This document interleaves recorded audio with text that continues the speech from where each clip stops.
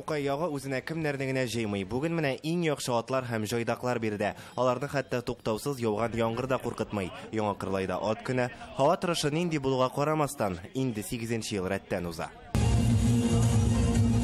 Мәйданга килгән һәр кемне Рөстәм Миңнеханов белән Саха Якутия башлыгы Айсен Николаев сәламли. Ул бүген безнең республикада эш сәфәре белән Татарстан президенты атларның татар халкы тормышында мөһим урын алып торуын билгеләп узды. Бу юнәлештә эшләр күп ди ул, һәм якутлардан үрнәк алырга тәкъдим итә. Конь — это не только животное, это наш атрибут. Вот наши предки без коней это вообще представить невозможно. И сегодня мы на это дело обращаем большое внимание. С нами вместе Айсен Сергеевич, мой коллега из Якутии.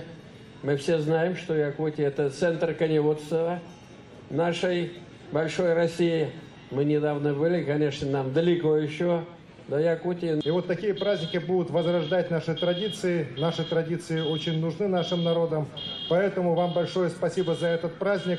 Ат якутлар өчен изге җаниясе ди Айсен Николаев. Мисалга ул Якутияның Аймакон шәһәреннән Мәскәүгә кадәр 11000 километр юл узган якут егетен китерде. 30 яшьлек Дугуйдан Винокуров июнь аенда сәяхәте вакытында Татарстанга тукталган иде. Аны республикада татар токымлы атлар үчетү белән шөгыльләнүче Фәрит Нәбиуллин каршы алды.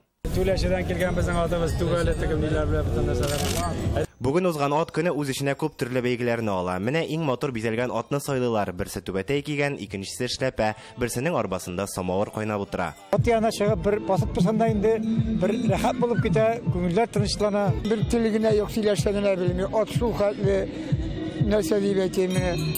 Ат яраткан кеше Машар буламый. Тагын бер көтеп алынган уен аударыш. Кайчандыр онытылып калган бу уен безгә соңгы елларда әйләнеп кайтты. Монда атка утырган килеш көндәшеңне тартып төшерергә кирәк. Беренче булып егылып төштең икән, җиңеләсең.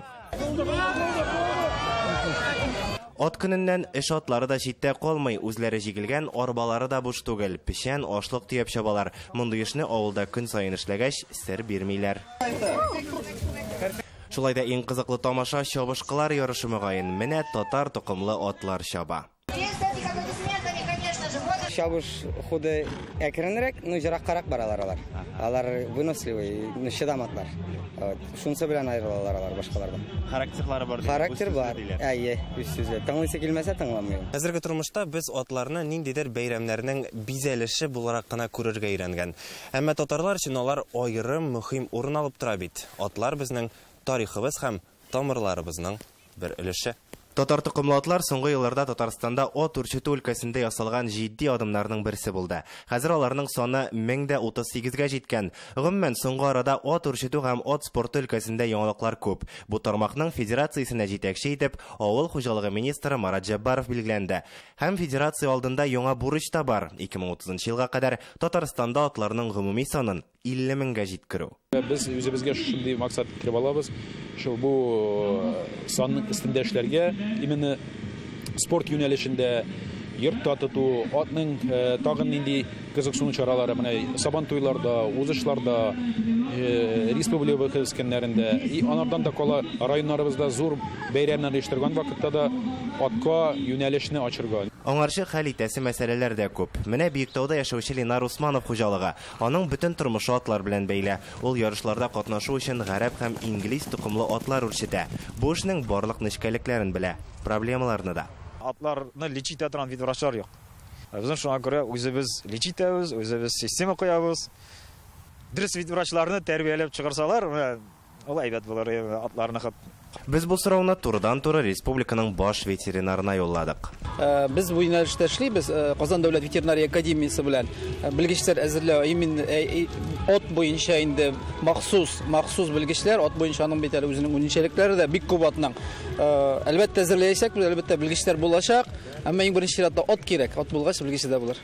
Гомумән яшьләр арасында ат белән кызыксынуны үстерергә кирәк диләр. Казанда Олимпия резервы мәктәбе, ипподромда дәресләр алып барыла. Татнефть ат спорты үсешенә зур өлеш кертә. Сабада һәм Балтачта манеж бар, Теләчедә төзелә. Киләчәктә ат спортын үстерү өчен аерым программа кабул ителәчәк. Бездә бүген әйтте, ат спортын артларны үрчетү, арттыру буенча программа эшләргә һәм аны җәелдергә дип. Авыл хуҗалыгы министрлыгы тарафыннан эшмә группа җыелып, Анда һәрбер районнардан, һәрбер министрлыктан үзләренең тәкъдимнәрен кертеп, без аны башкарып чыгарабыз дигән өмет белән яшим. Бу сюжетны әзерләгән вакытта без Казанның Тынычлык бистәсендә урнашкан ат спорты клубында булдык. Монда зурлар да, кичкенәләр дә атлар белән шөгыльләнә. Шул исәптән ДЦП диагнозы куелган балалар да. Аларны монда терапиягә алып киләләр. Бу атларның кешеләр өчен чын дус булуын тагын бер дәлил итүгелме? Син туясың аның җылыкны, син туясың аның бөтен йөрүен, һәм бу балаларга һәм бүтән яшьләргә ул эмоциональ яктан һәм тән ягыннан ярдәм итә. Алдагы көннәрдә ат үрчетү һәм ат спорты федерациясе программалар санын арттырырга, атларны табунлы ысул белән үрчетергә дигән эш юнәлешләрендә карый. Илгиз Шакуров, Олег Мыльников, Вадим Илларионов, Яңа Гасыр каналы.